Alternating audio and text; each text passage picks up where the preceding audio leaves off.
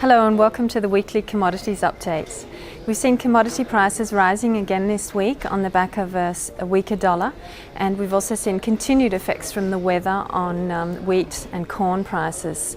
In particular focus we have rice because of US farmers' plans for their crops this year. With me today we have Ole Hansen, Senior Manager at Saxo Bank, taking us through some of these developments and also looking at the metal section, copper's up, and also oil prices this week. Hello. We've seen commodities regain their composure over the past week. This has come about from a weaker dollar, and we're also continuously seeing stock markets doing very well, especially driven by the S&P in the US. But on the currency front, we saw the dollar weaken quite a bit after last week's ECB meeting, where they came out pretty hawkish on interest rates because inflation has started to have an impact in Europe as well, rising above 2%, and that has caused investors to cover some of the short positions that were initiated at the beginning of the year, and weaker dollar is helping commodities. We're seeing the Chinese president visit in Washington, meeting Obama, and obviously trade relations there will be discussed. And we've seen the Chinese currency strengthen to a 17-year high just recently, so that might help these talks. If we turn to the markets overall, commodity markets, we've seen the CRB index is up 2% on the week. The main movers this week in either directions are rice, and one of the things is really we're approaching the time of year where farmers in the US have to decide which crop to plant. And given the strong performance we saw in corn and wheat last year, there are some nervousness that the rice acreage will be reduced and substituted for corn and wheat, and that has really driven rice prices up by 7% over the past week. And they're closely followed by corn up 5% and wheat up nearly 4%, and between that we got platinum. At the bottom of the range, we've seen a bit of profit taking in sugar. It's still stocked at very high levels, but just doing some range trading at the moment, and it's been losing 5% as a consequence. And if we turn to the energy sector, they're stuck pretty much in the middle, showing small gains in the week. And on that note, let's just have a look at the crude. Crude markets has risen over the last couple of days. We're still trading in after we saw this initial sell-off in early Jan. We've now recovered, and we're finding ourselves between the 90 and the 92 range at the moment.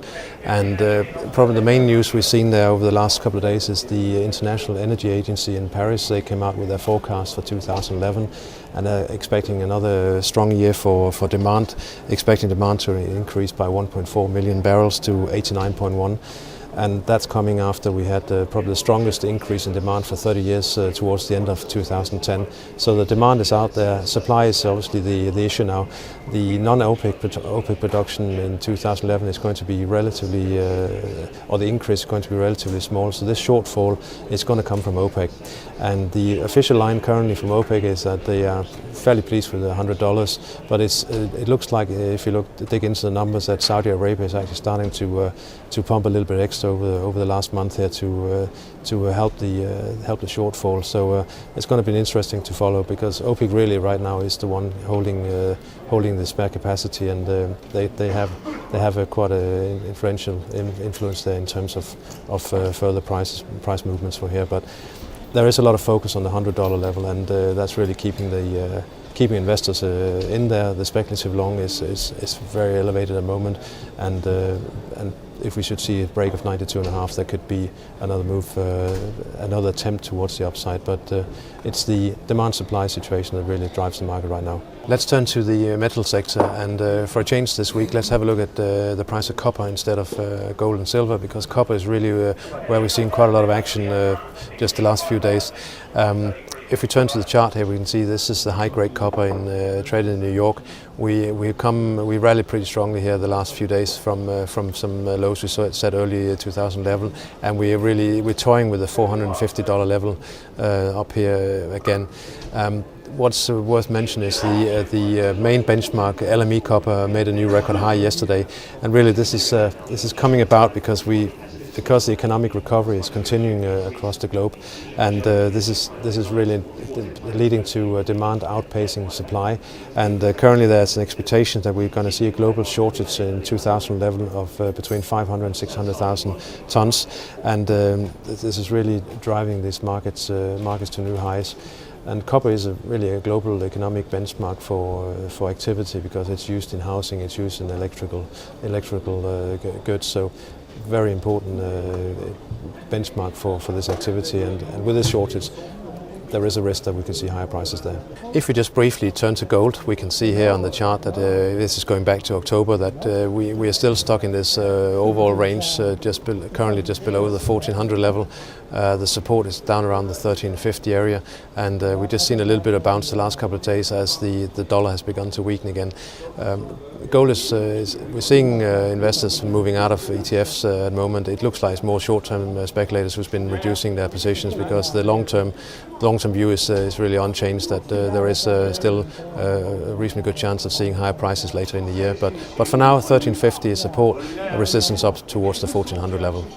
Finally, let's just turn to agriculturals once again. The La Nina wet weather pattern, which is currently creating havoc across the southern hemisphere, is approaching its peak now, but could stay with us for another couple of months. So the flooding we've seen in Australia and elsewhere in Asia is currently having an impact on a sizable impact on the crop outlook for soybeans and corn, and it's something that's going to be watched closely as we move into 2011.